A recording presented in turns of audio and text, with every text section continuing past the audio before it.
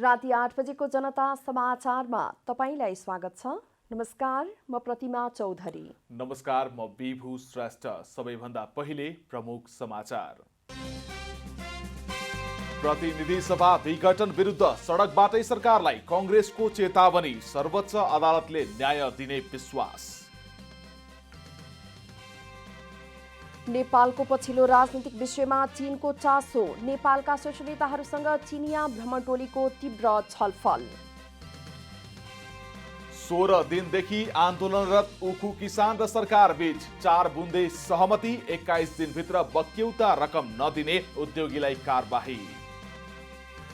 Corona महामारीको विषयमा समाचार लेख्ने एक पत्रकारलाई चीनमा 4 वर्षको जेल सजाय, केही पत्रकार प्रहरी नियन्त्रणमा। र प्रधानमन्त्री कप राष्ट्रिय महिला क्रिकेट प्रतियोगितामा समूह ए को सेमी फाइनल समीकरण पूरा।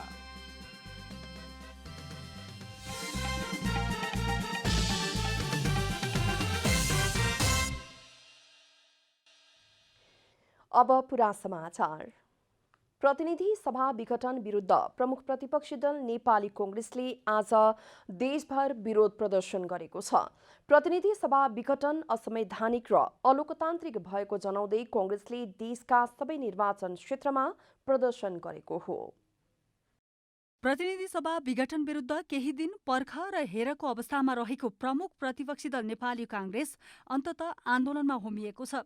कांग्रेसले प्रतिनिधि सभा विघटन असंवैधानिक र अलोकतान्त्रिक भएको जनाउँदै सोमबार देशका 165 वटै निर्वाचन क्षेत्रमा विरोध प्रदर्शन गरेको हो।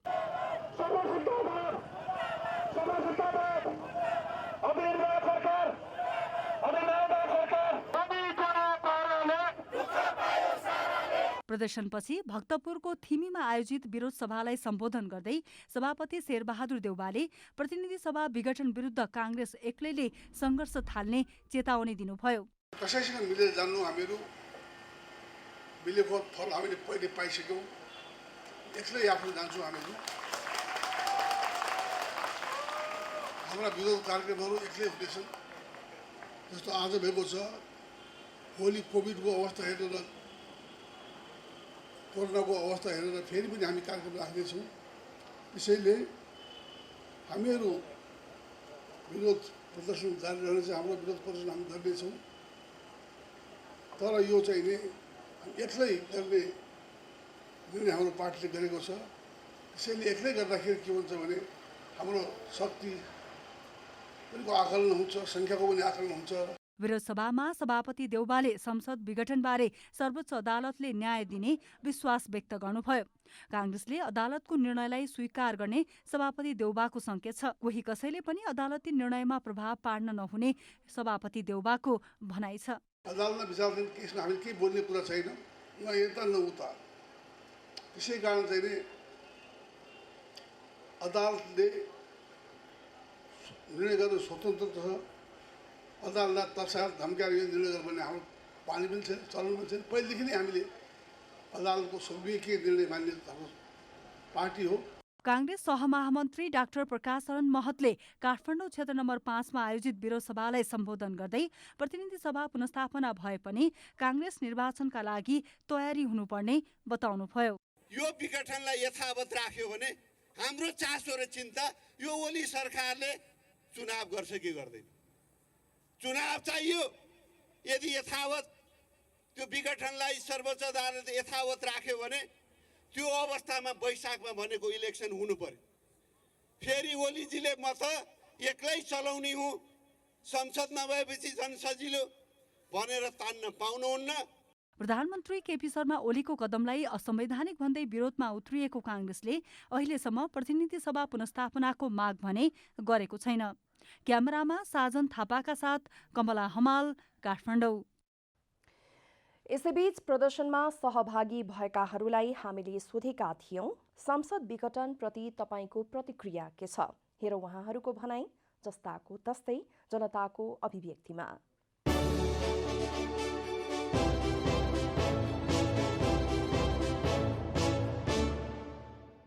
र अहिले हामीलाई नेपाली कांग्रेसले त फाइदा छ जनतामा जानलाई, हामी अल्पमतमा छौँ।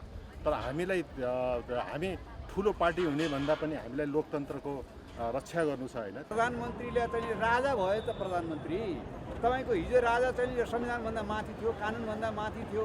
तपाईँलाई थाहा छ यसो डेढो आँखा देखेर रानीतिर हेऱ्यो भने त्यसलाई मुद्दा लाग्थ्यो।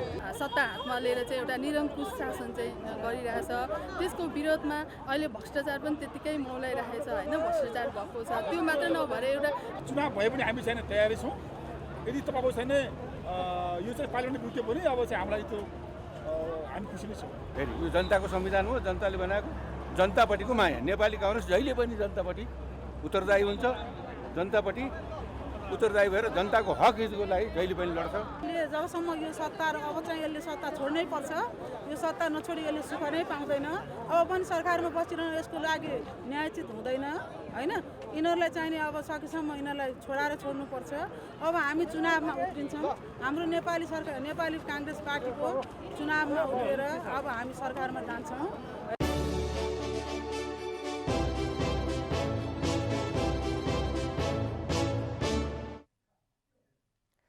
नेपाल कम्युनिस्ट पार्टी नेकपाका अध्यक्ष पुष्पकमल दाहालले प्रतिनिधि सभा विघटन विरुद्धको मुद्दालाई सर्वोच्च अदालतले संविधानको व्याख्या अनुसार नै फैसला गर्ने विश्वास व्यक्त गर्नुभएको छ। पार्टी कार्यालय पेरिस डाँडामा जनसांस्कृतिक महासंघ नेपालद्वारा आयोजित कार्यक्रममा दाहालले सर्वोच्चको सम्मानका लागि पनि संविधानको व्याख्या अनुसार अदालतले आदेश दिनुपर्ने बताउनुभयो। अध्यक्ष दाहालले प्रतिनिधि सभा जीवित रहेको भन्दै संविधानको मर्म र भावना विपरीत प्रधानमन्त्री केपी शर्मा ओली गएकाले विघटन ओलीको सरकार भएको जिकिर गर्नुभयो। यति सामान्य कुरा संविधानमा बडो प्रष्टसँग लेखिएको यो प्रावधान अदालतले बुझ्दैन भनियो भने हामी आफै वास्तवमा अदालतको सम्मान प्रति अपमान ठहर्छ भन्ने म ठान्छु। म अदालतप्रति भरोसा गर्न चाहन्छु। दाहालले प्रधानमन्त्री ओलीले आफूहरूलाई जनतामाझ जाने वातावरण बनाइदिएकोमा धन्यवाद दिँदै प्रतिनिधि सभा पुनर्स्थापनापछि घोषणा हुने आगामी निर्वाचनमा कमजोर पारिएका संविधान, संघीयता, गणतन्त्र, समावेशिताका मुद्दा लिएर जाने पनि बताउनुभयो। गणतन्त्रको पक्षमा, समावेशिताको पक्षमा, जनताको पक्षमा प्रतिगमनका विरुद्ध लडाईँ लड्ने मुद्दा दिनुभयो। अर्को चुनाव हामी जित्छौँ, तपाईँलाई धन्यवाद भनेको छु मैले। प्रधानमन्त्री ओलीले प्रतिनिधि सभा विघटन गरेर इतिहासमै कलङ्कको टीका लगाएको दाहालको आरोप छ। नेपाल भ्रमणमा रहेको चिनिया कम्युनिस्ट पार्टीको उच्चस्तरीय प्रतिनिधि मण्डल राजनीतिक भेटघाटमै व्यस्त छ।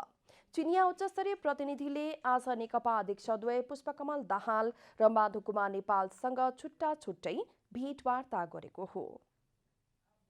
चिनिया कम्युनिस्ट पार्टीका विदेश विभाग उपमन्त्री गुओ ए झाओ नेतृत्वको टोलीले सोमबार नेपाल कम्युनिस्ट पार्टी नेकपाका अध्यक्षद्वय पुष्पकमल दाहाल र माधव कुमार नेपालसँग छुट्टा छुट्टै भेटवार्ता गरेको छ। नेकपा विभाजित अवस्थामा पुगेको बेला चिनिया राष्ट्रपति सी चिनफिङको सन्देशसहित आइतबार नेपाल आएको उच्चस्तरीय टोलीले अध्यक्ष दाहालसँग बिहान खुमलटार स्थित निवास र नेता नेपालसँग नयाँ भानेश्वर स्थित होटल एभरेस्टमा भेटवार्ता गरेको हो। गो नेतृत्वको टोली र अध्यक्ष दाहाल बीच 2 घण्टा छलफल भएको थियो। चिनिया टोलीले खुमलटार पछि नेता नेपालसँग भेटवार्ता गरेको हो। उच्चस्तरीय टोलीसँग दुई मुलुकको हित र नेकपाको अवस्था लगायतका विषयमा गहन छलफल भएको नेता नेपालको सचिवालयले जानकारी दिएको छ। भेटवार्तामा नेपालका लागि चीनका राजदूत हाओ याङछीले सहजता प्रदान गर्दै आउनु भएको छ। चिनिया उच्चस्तरीय टोलीले यसअघि आइतबार साँझ राष्ट्रपति विद्यादेवी भण्डारी र प्रधानमन्त्री केपी शर्मा ओलीसँग छुट्टा छुट्टै शिष्टाचार भेटवार्ता गरेको थियो। चिनिया कम्युनिस्ट पार्टीको उच्चस्तरीय टोलीसँगको भेटमा दुई मुलुकको आपसी हितबारे छलफल भएको प्रधानमन्त्रीका परराष्ट्र सल्लाहकार डाक्टर राजन भट्टराईले जानकारी दिनुभएको छ। 4 दिनका लागि नेपाल आएको चिनिया टोलीले जनता समाजवादी पार्टीका सङ्घीय परिषद अध्यक्ष डाक्टर बाबुराम भट्टराई लगायतका नेताहरूसँग भेटवार्ता गर्ने कार्यक्रम छ। नेकपा विभाजित अवस्थामा भएको चिनिया कम्युनिस्ट पार्टीको उच्चस्तरीय भ्रमणलाई अर्थपूर्ण मानिएको छ। कतिपयले यसलाई उच्च राजनीतिक चासोका रूपमा लिएका छन्। तर चीनले भने कसैको आन्तरिक मामिलामा हस्तक्षेप नगर्ने आफ्नो नीति रहेको जनाएको छ। चिनिया विदेश मन्त्रालयको नियमित पत्रकार सम्मेलनमा विदेश मन्त्रालयका प्रवक्ता झाओ लिजियानले चिनिया कम्युनिस्ट पार्टीले सार्वभौम सत्ता, स्वायत्तता, पूर्ण समानता, पारस्परिक विश्वास र एक अर्काको आन्तरिक मामिलामा हस्तक्षेप नगर्ने नीतिप्रति चीन दृढ रहेको प्रस्ट्याउनु भएको छ। चीनले नेपालको मामिलामा पनि सबै राजनीतिक दलसँग मित्रतापूर्ण सम्बन्ध राखेको जनाएको छ। पुष्पकमल दाहाल र माधव कुमार नेपाल नेतृत्वको नेपाल कम्युनिस्ट पार्टी नेकपाले प्रतिनिधि सभा विघटन विरुद्ध देशभरि प्रदर्शन गर्ने भएको छ। नेकपा दाहाल नेपाल पक्षले प्रतिनिधि सभा विघटनलाई असंवैधानिक भन्दै त्यस विरुद्ध नेता नारायण काजी श्रेष्ठको संयोजकत्वमा 2501 सदस्यीय केन्द्रीय सङ्घर्ष समिति बनाएर आन्दोलनमा होमिएको हो। दाहाल नेपाल पक्षले नेता तथा कार्यकर्तालाई भोलि हुने प्रदर्शनमा सहभागी हुन आह्वान गरेको छ। काठमाडौँको कुलेश्वर, टेकु, त्रिपुरेश्वर, कुपनडोल, नक्साल, लैनचौर र मैतीदेवी लगायतका स्थानबाट निस्केको जुलुस रत्न पार्क पुगेर विरोध सभामा परिणत हुने नेकपाले जानकारी दिएको छ। रत्न पार्कमा हुने विरोध सभामा अध्यक्ष द्वय दाहाल र नेपाल लगायतका नेताले सम्बोधन गर्ने कार्यक्रम रहेको नेकपाले जनाएको छ। प्रधानमन्त्री केपी शर्मा ओलीले हालै गरेको मन्त्री परिषद विस्तार बदरको माग गर्दै सर्वोच्चमा रिट दायर भएको छ। अधिवक्ताहरू लोकेन्द्र ओली, केशर जङ्ग केसी र दिनेश लामिछानेले रिट दर्ता गर्नु भएको हो। उक्त रिट निवेदनको पेशी पुस 15 गतेलाई तोकिएको छ। प्रतिनिधि सभा नभएको अवस्थामा संविधान भन्दा बाहिर गरिएको मन्त्री परिषद तत्काल बदर गर्न रिटमा माग गरिएको छ। प्रधानमन्त्री र राष्ट्रपति दुवैबाट संविधानको उल्लङ्घन हुने कार्य भएको हुँदा संविधानको धारा 133 को 2 र 3 बमोजिम विस्तारित मन्त्री परिषद बदर गर्न माग गरेको निवेदक अधिवक्ता लोकेन्द्र ओलीले जानकारी दिनुभएको छ। धारा 77 को 3 ले प्रधानमन्त्री पद रिक्त भएमा अर्को मन्त्री परिषद गठन नभएसम्म कार्य सञ्चालन गर्ने सम्मको अधिकार दिएको उल्लेख गर्दै रिटमा अहिलेका प्रधानमन्त्री ओली काम चलाउ भएको उल्लेख गरिएको छ। त्यस्तै संविधानको पालन र संरक्षण गर्ने प्रमुख कर्तव्यबाट राष्ट्रपति विद्यादेवी भण्डारी चुकेको रिटमा उल्लेख गरिएको छ। प्रधानमन्त्री ओलीले संसद विघटन गरेपछि नेकपाका पुष्पकमल दाहाल र माधव कुमार नेपाल पक्षका मन्त्रीले राजीनामा दिएका थिए। त्यसपछि रिक्त पदमा प्रधानमन्त्री ओलीले पुस 10 गते मन्त्री थप्नुका साथै मन्त्री परिषद हेरफेर गर्नु भएको थियो। राष्ट्रपति विद्यादेवी भण्डारीले प्रतिनिधि सभा विघटन गरे पनि राष्ट्रिय सभाको बैठक भने आगामी पुस 17 गते बोलाइएको छ। तर राष्ट्रिय सभाकी उपाध्यक्ष शशिकला दाहालले भने प्रतिनिधि सभा विघटनको सम्बन्धमा सर्वोच्च अदालतमा मुद्दा विचाराधीन रहेकोले सर्वोच्चबाट निर्णय नआइकन राष्ट्रिय सभामा छलफल चलाउनु नहुने बताउनु भयो। राष्ट्रिय सभाको अधिवेशन सुरु हुने भएपछि प्रतिनिधि सभा विघटनको विषयमा कसरी कुरा उठ्छ भन्ने आम चासोको विषय बनेको छ। राष्ट्रपति विद्यादेवी भण्डारीले राष्ट्रिय सभाको 7औं अधिवेशन पुस 17 गते दिउँसो 4 बजे आह्वान गरेसँगै संघीय संसद सचिवालयले अधिवेशनको तयारी पूरा भएको जनाएको छ। यस्तै राजनीतिक दलहरू पनि आफ्नो तयारीमा जुटेका छन्। पुस 5 गते प्रधानमन्त्री केपी शर्मा ओलीको सिफारिसमा राष्ट्रपतिले प्रतिनिधि सभाको विघटन गरेसँगै सबै राजनीतिक दलहरू यसको विरोधमा सडक सङ्घर्षमा उत्रिएका छन्। राष्ट्रिय सभाको यस अधिवेशनतर्फ सबै राजनीतिक दल, नेता, कार्यकर्ता तथा आम जनताको ध्यान तानिएको छ। खास गरी विघटन विरुद्ध सर्वोच्च अदालतमा मुद्दा विचाराधीन रहेको तथा नेपाल कम्युनिस्ट पार्टी नेकपा विभाजनका निम्ति निर्वाचन आयोगमा दुई पक्षले नै आधिकारिकता माग गरेको अवस्थामा राष्ट्रिय सभामा कसरी कुरा उठ्छ, नेकपाका सांसदहरूको भूमिका कस्तो रहन्छ र प्रतिपक्षी दलको भूमिका कस्तो रहन्छ भन्ने विषय नै मुख्य रूपमा चासोको विषय बनेको छ।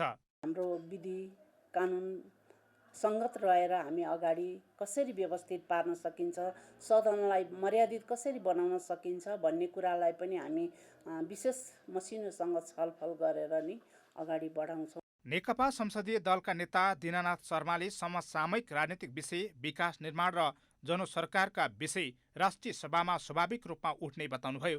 प्रतिनिधि सभा विघटनको विषय सर्वोच्चमा पुगेको र नेकपा विभाजनको विषयमा पनि निर्वाचन आयोगको निर्णय आउन बाँकी भएकाले नेकपा विवादको झलक राष्ट्रिय सभामा नदेखिने उहाँको भनाइ छ। राष्ट्रिय सभामा पनि स्वाभाविक रूपले पहिले जस्तै समसामयिक राजनीतिक विषयहरू पनि, विकास निर्माणका विषयहरू पनि, जनतासँग सम्बन्धित राख्ने जनताका सरकारका विषयहरू पनि राष्ट्रिय सभामा उठ्छन्, छलफलहरू हुन्छन्।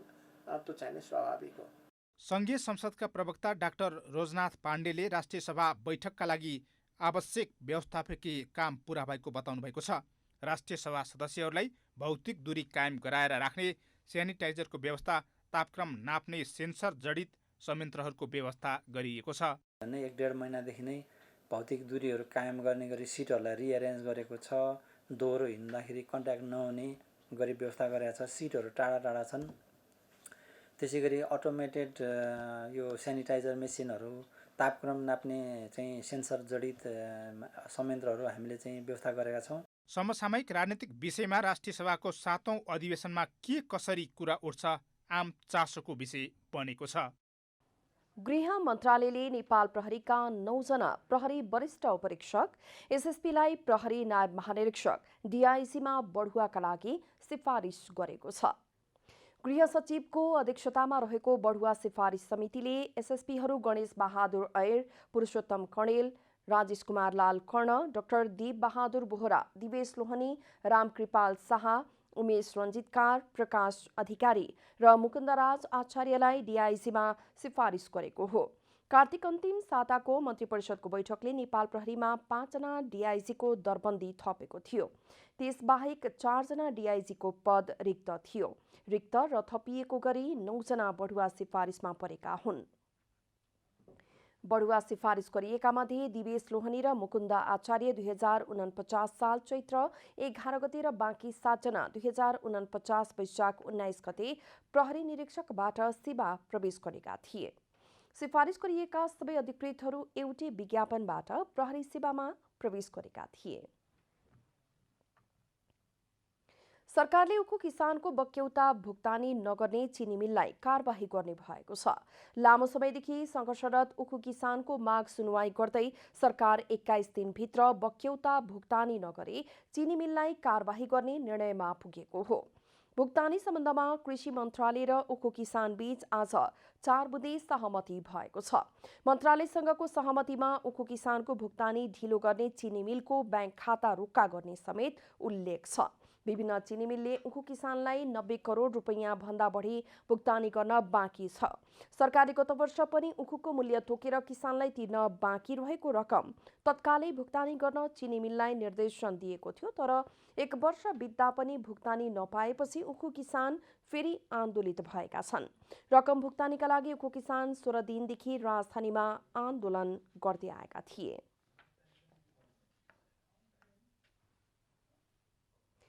कोरोना भाइरसको संक्रमणबाट नेपालमा थप 7 जनाको मृत्यु भएको छ। स्वास्थ्य तथा जनसङ्ख्या मन्त्रालयका अनुसार कोरोना संक्रमणबाट 7 जनाको मृत्यु भएको हो। यो सँगै मृतक संख्या 1832 पुगेको छ। पछिल्लो 24 घण्टामा 659 जना संक्रमित थपिएका छन्। देशभरका प्रयोगशालामा भएको 5578 जनाको परीक्षणमा 407 पुरुष र 252 जना महिला गरी 659 जनामा कोरोना संक्रमण पुष्टि भएको छ। यो सहित संक्रमित संख्या 2,58,840 पुगेको छ। पछिल्लो 24 घण्टामा 718 जना डिस्चार्ज भएका छन्। अहिलेसम्म 2,50,581 जना निको भइसकेका छन् भने देशभर 6,427 जना उपचाररत रहेका छन्। बेलायतबाट सुरु भएको नयाँ स्वरूपको कोरोना भाइरसका कारण अहिले विश्व त्रसित बनेको छ। नेपालमा पनि यो भाइरस रोकथाम र तयारीबारे प्रश्न उठिरहँदा स्वास्थ्य मन्त्रालयले रोग पहिचानदेखि खोप आयातसम्म विशेष योजना बनाएर काम अघि बढाइएको बताएको छ। गत सेप्टेम्बरदेखि बेलायतबाट सुरु भएको नयाँ स्वरूपको कोरोना भाइरसका कारण अहिले विश्व त्रसित बनेको छ। भारतमा पनि संक्रमितको संख्या बढेसँगै नेपालमा यसको रोकथाम र उपचारबारे तयारी भइरहेको छ। संक्रमण रोकथामका लागि कोरोना संकट व्यवस्थापन केन्द्र सीसीएमसीले गत पुस 1 गतेदेखि नै बेलायतबाट नेपाल उडान र यात्रुलाई आउन प्रतिबन्ध लगाएको छ।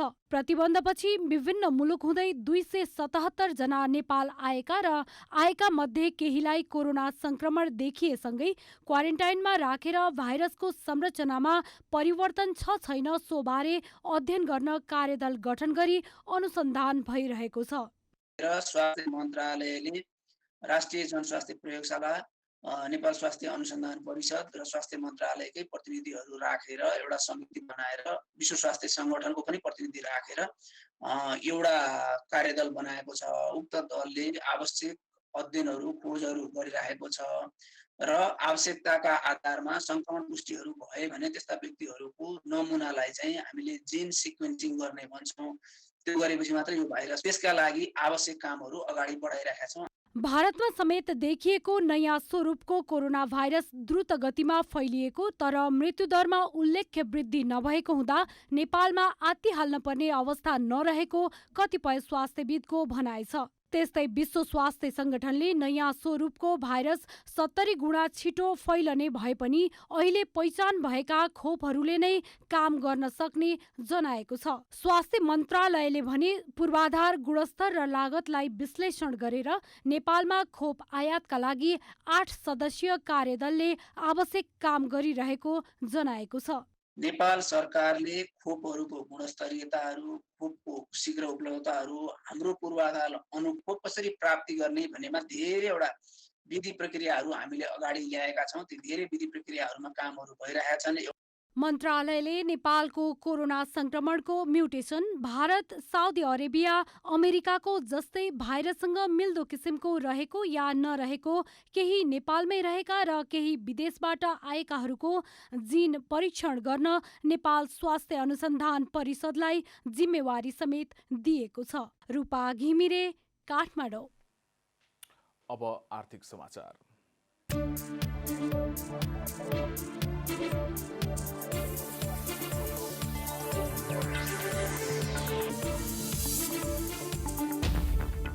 सरकारले चालु आर्थिक वर्षको 5.5 महिनामा विनियोजित बजेटको जम्मा 11.12% मात्र पुँजीगत खर्च गरेको छ। चालु आर्थिक वर्ष 2077-78 को 11 पुससम्ममा 39 अर्ब 24 करोड 28 लाख रुपियाँ मात्र खर्च भएको हो। चालु आर्थिक वर्षका लागि सरकारले 3 खर्ब 52 अर्ब 91 करोड 75 लाख रुपियाँ पुँजीगत खर्च विनियोजन गरेको छ। पुँजीगत खर्चमध्ये 11.12% मात्र खर्च गरेको सरकारले विनियोजित बजेटको लक्ष्य भेट्न अबको करिब 6.5 महिनाभित्र 88.88% पुँजीगत खर्च गर्नुपर्ने हुन्छ। हाल मुलुकमा देखिएको प्रतिनिधि सभा विघटन लगायत राजनीतिक अस्थिरताका कारण आगामी दिनमा सोचे अनुरूप पुँजीगत खर्च हुन सक्ने अवस्था नदेखिएको सरकारवालाको भनाइ छ। उनीहरूले आगामी वैशाखमा घोषित निर्वाचनका कारण मुलुकको विकास निर्माणका काममा अवरोध पुग्ने भएकाले पनि लक्ष्य अनुरूप पुँजीगत खर्च गर्न मुस्किल पर्ने बताएका हुन्। अमेरिकाका लागि नेपाली राजदूत डाक्टर युवराज खतिवडाले आर्थिक कूटनीति सुदृढ गर्ने र अमेरिकाबाट निजी तथा बहुपक्षीय लगानी जुटाउने आफ्नो मुख्य प्राथमिकता रहेको बताउनु भएको छ। नेपाल उद्योग परिसङ्घका पदाधिकारीसँगको छलफलमा राजदूत डाक्टर खतिवडाले अन्य क्षेत्र तथा देशका लगानीकर्तालाई विश्वास दिलाउन पनि अन्तर्राष्ट्रिय सद्भाव वृद्धि गर्नु आफ्नो प्राथमिकता रहेको बताउनुभयो। अमेरिकाले केही वस्तुहरूमा दिएको व्यापार सहुलियतको दायरा विस्तार गर्ने, सूचना प्रविधिको क्षेत्रमा लगानी बढाउँदै डिजिटल इकोनोमी निर्माणमा सहयोग खोज्ने खतिवडाले बताउनुभयो। खतिवडाका अनुसार विश्व ब्याङ्क तथा अन्तर्राष्ट्रिय मुद्रा कोषबाट ठूला परियोजनामा लगानी भित्र्याउने कामलाई प्राथमिकता राखेको छ। परिसङ्घका अध्यक्ष सतीश कुमार मोरले अमेरिकातर्फ निर्यात बढाउन बजार सहुलियतका वस्तुको सूची निकै कम रहेको र त्यसको निर्यातमा पनि समस्या रहेकाले आवश्यक कर तथा बजार प्रवेशका सहुलियतका लागि थप प्रयास गर्न आग्रह गर्नुभएको छ। नेपाल इन्फ्रास्ट्रक्चर ब्याङ्कले 8 अर्ब रुपियाँ बराबरको साधारण सेयर आइपिओ निष्कासन गर्ने भएको छ।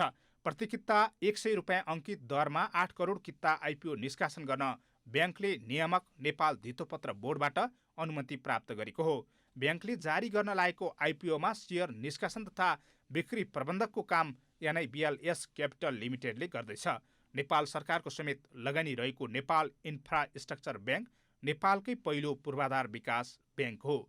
जलविद्युत, सौर्य ऊर्जा, hotel, resort, fun park, cable car, शिक्षा, स्वास्थ्य लगायतका पूर्वाधार क्षेत्रका परियोजनाहरूमा स्रोत लगानी गर्ने मूल उद्देश्य लिई स्थापना भएको ब्याङ्कले मुलुकभित्र तथा मुलुक बाहिरबाट दीर्घकालीन स्रोत सङ्कलन गरी त्यस प्रकारका परियोजनाहरूलाई आवश्यक पर्ने स्रोत उपलब्ध गराउने लक्ष्य लिएको छ।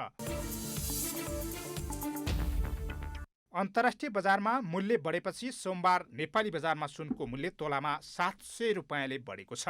बजारमा छापावाला सुन प्रति तोला 94,900 रुपियाँमा कारोबार भएको नेपाल सुन चाँदी व्यवसायी महासङ्घले जनाएको छ। आइतबार छापावाला सुन प्रति तोला 94,200 रुपियाँमा कारोबार भएको थियो। सोमबार तेजाबी सुन प्रति तोला 94,400 रुपियाँमा किनबेच भएको छ। चाँदीको मूल्य पनि तोलामा 35 रुपियाँले बढेर प्रति तोला 1,315 रुपियाँमा पुगेको छ। अन्तर्राष्ट्रिय बजारमा सुन प्रति औँस $1,895 हाराहारीमा कारोबार भइरहेको छ। साताको दोस्रो कारोबार दिन सोमबार शेयर बजार परिसूचक नेप्से 8.57 अङ्कले बढेर 2007 अङ्कमा पुगेको छ। केही दिन यता निरन्तर घटेर 2000 अङ्क तल झरेको नेप्से पुनः 2000 अङ्क माथि पुगेको हो। बजारमा क वर्गका परिसूचकको मापन गर्ने सेन्सेटिभ इन्डेक्स 1.14 अङ्कले बढेको छ। बजारमा व्यापारिक, विकास ब्याङ्क र अन्य समूहको परिसूचकमा गिरावट आएको छ। बाँकी सबै समूहको परिसूचकमा सुधार आएको छ। बजारमा 214 कम्पनीका 74,97,384 किता सेयर 36,245 पटक खरिद बिक्री हुँदा 3 अर्ब 85 करोड रुपियाँ बराबरको कारोबार भएको छ।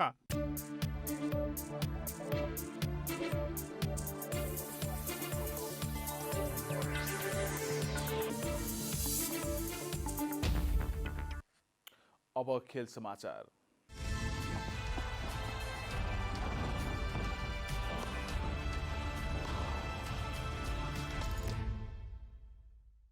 दाङको लमहीमा जारी प्रधानमन्त्री कप महिला क्रिकेट प्रतियोगिताको समूह ए को सेमिफाइनल समीकरण पूरा भएको छ। समूहको अन्तिम खेलमा उपाधिको दावेदार एपीएफले प्रदेश 2 लाई 61 रनले पराजित गर्दै समूह विजेताको रूपमा सेमिफाइनलमा प्रवेश गर्यो। पराजित भएको लुम्बिनी पनि उपविजेताको हैसियतमा सेमिफाइनल पुगिसकेको छ। लमही क्रिकेट मैदानमा टस जितेर पहिले ब्याटिङ गरेको एपीएफले 20 ओभरमा 4 विकेट गुमाउँदै 122 रन बनायो। उसका लागि ओपनर ज्योति पाण्डेले 49 रन बनाइन् भने राजमती ऐरीले 11 रन बनाइन्। यस्तै इन्दु वर्माले 28, ममता चौधरीले 4 तथा सरिता मगरले 10 रनको योगदान गरिन्। बलिङमा लुम्बिनीका लागि नेरी थापाले 2, सरस्वती पुन र कृतिका मरासैनीले 1-1 विकेट लिइन्। एपीएफले दिएको 123 रनको लक्ष्य पछ्याएको लुम्बिनीले निर्धारित ओभरमा 7 विकेट गुमाएर जम्मा 61 रन जोड्न सक्यो। लुम्बिनीका लागि लक्ष्मी चौधरीले 11 रन बनाइन् भने सरस्वती पुनले 10 रनमा नट आउट रहिन्। लुम्बिनीलाई रोक्ने क्रममा एपीएफकी करुणा भण्डारीले 3 विकेट लिँदा सोनु खड्का र रेखा रावलले 1-1 विकेट लिए। आजै भएको पहिलो खेलमा प्रदेश 2 ले कर्णाली प्रदेशलाई हराउँदै प्रतियोगितामा सान्त्वना जित हात पारेको थियो। भारत विरुद्धको दोस्रो टेस्टको दोस्रो पारीमा पनि अस्ट्रेलियाको ब्याटिङ खराब नै रह्यो। तेस्रो दिनको खेल सकिँदा अस्ट्रेलियाले 133 रन बनाउँदा 6 विकेट गुमाएको छ। तेस्रो दिनको खेल सकिँदा अस्ट्रेलिया मात्र 2 रनले अगाडि रहेको छ। टस जितेर पहिले ब्याटिङ गरेको अस्ट्रेलियालाई पहिलो दिन नै 195 रनमा अल आउट गर्दै भारतले पारी सुरु गरेको थियो। भारत आज तेस्रो दिनको खेल जारी रहँदा 326 रन बनाएर अल आउट हुन पुग्यो। पहिलो टेस्ट गुमाएको भारतले दोस्रो टेस्टको पहिलो पारीमा 131 रनको अग्रता लिँदै बलियो अवस्थामा रहेको छ। भारतका लागि कप्तान अजिङ्क्य रहाणेले शतकीय पारी खेले। यसैगरी यही टेस्टमा डेब्यू गरेका शुभमन गिलले 45 रन बनाउँदा रविन्द्र जडेजाले 57 रनको योगदान गरे। हनुमा बिहारीले 21 तथा ऋषभ पन्तले 29 रनको योगदान गरेका थिए। अस्ट्रेलियाका लागि मिचेल स्टार्क र नेथन लियोनले 3-3 विकेट लिँदा प्याट कमिन्सले 2, जोस हेजलवुडले 1 विकेट हात पारे।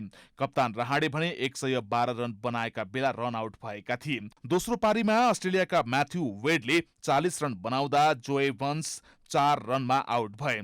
यस्तै मार्नुस लाबुस्चेन 28 रन बनाउँदा स्टिभ स्मिथ 8, ट्राभिस हेड 17 र टिम पेनी 1 रनमा आउट भएका थिए। अब मौसम समाचार।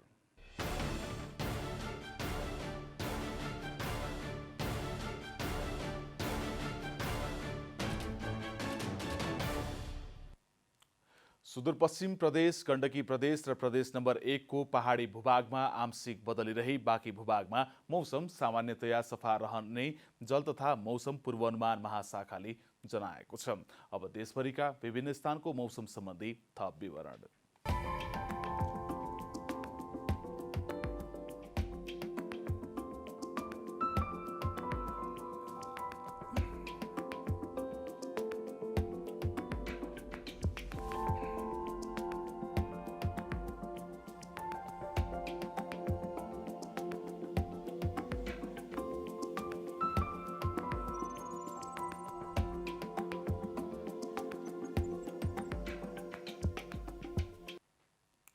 अन्त्यमा आजको डायरी।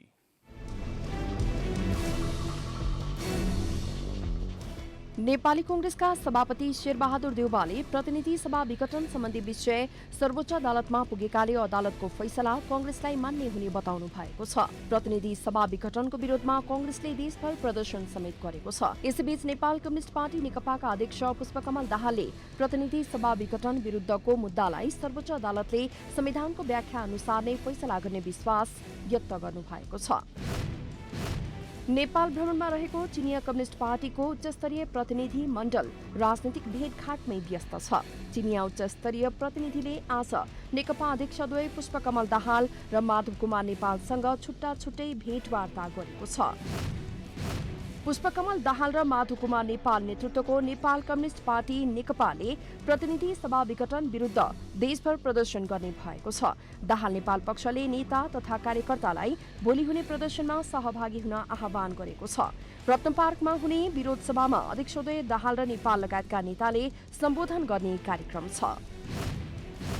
कोरोना भाइरसको उद्गमस्थल मानिने चीनको वुहानमा कोरोना बारे समाचार लेख्ने एक पत्रकारलाई 4 वर्षको जेल सजाय भएको छ। चिनिया पत्रकार तथा पूर्व वकिल जाङ जानलाई स्थानीय अदालतले दोषी ठहर गरी आज 4 वर्षको जेल सजाय सुनाएको हो। उनलाई मे महिनामा प्रहरीले दोषी मान्दै नियन्त्रणमा लिएको थियो। दाङको लमहीमा जारी सगरमाथा सिमेन्ट प्रधानमन्त्री कप महिला क्रिकेट प्रतियोगिताको समूह ए को सेमी फाइनल समीकरण पूरा भएको छ। समूहको अन्तिम खेलमा उपाधि दावेदार एपीएफले प्रदेश 2 लाई 61 रनले पराजित गर्दै समूह विजेताका रूपमा सेमी फाइनलमा प्रवेश गरेको छ।